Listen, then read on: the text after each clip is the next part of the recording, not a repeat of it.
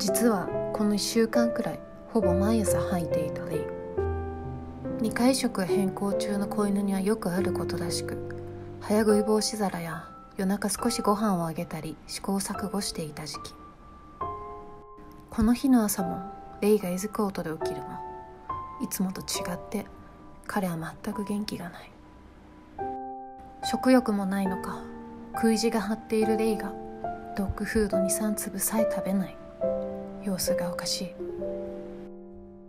9時になり、すぐに病院へ電話すると、お預かりで見てくれるというので急ぎ足で向かった。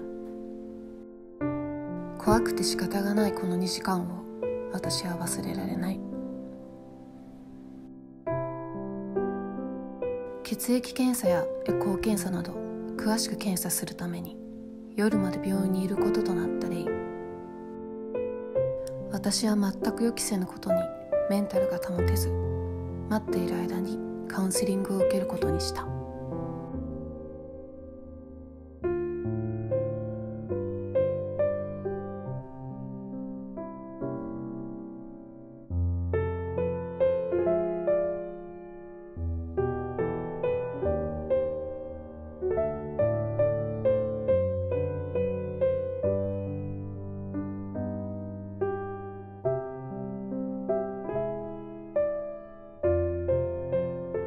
帰宅後、あんなに食べることが好きなレイが全くフードを受け付けなさそうだった。食欲不振からの低血糖だけにはならないように糖分補給のお菓子、また病院でもらったチュールを4分の1あげて過ごした。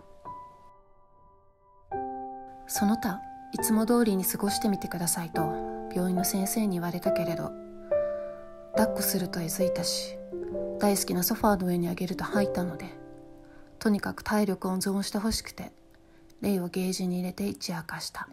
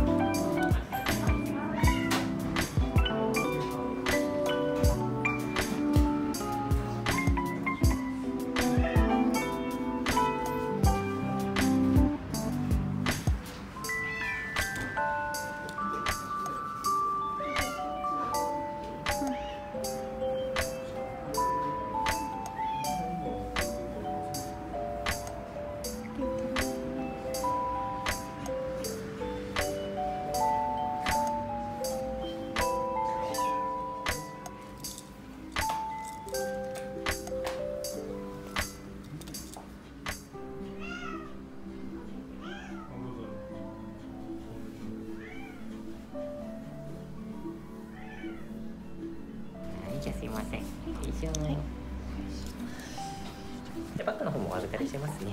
これを預かりしますね。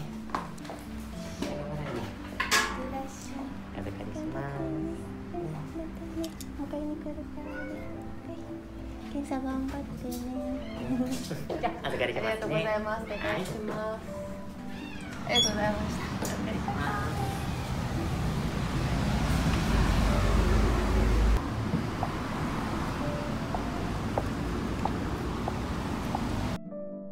私が出かけることはあっても、私が家にいてレイが一日中家にいないという空虚さになれず、家のどこにいてもレイの姿を探してしまう。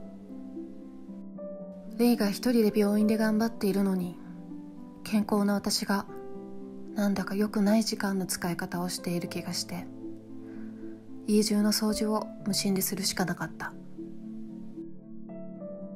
夕方になってもお迎えの進捗の連絡がなかなか来ず、不安だけが増していた頃、ようやく電話が鳴って少しだけ先生に様子を伺い、19時45分お迎えに向かった。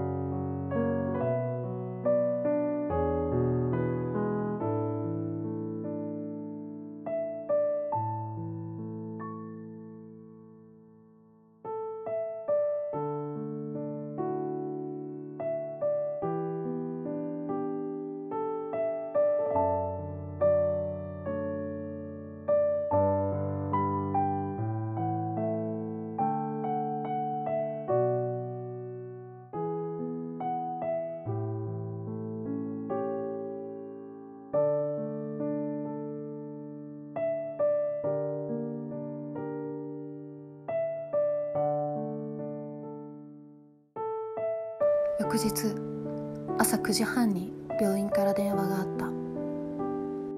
正確には3回目の電話だったけれど、この2日間私はほとんど眠れず、電話の音に気がつけなかった。その電話の内容は、急いで病院に来てほしいとのことだった。動物病院に着くと、先生は昨日まではなかったのに今朝お腹に3つほどしこりのようなものが見つかった。昨日まではなかったのに容体が変わるのが急すぎる。来週予約した大きな大学病院の日までこれでは待たないかもしれない。普段は受け入れが少ない緊急動物病院の予約が取れたから今すぐ向かってほしい。さらなる突然のことに心が慌ただしいまま、レイとタクシーに乗って緊急動物病院に向かった。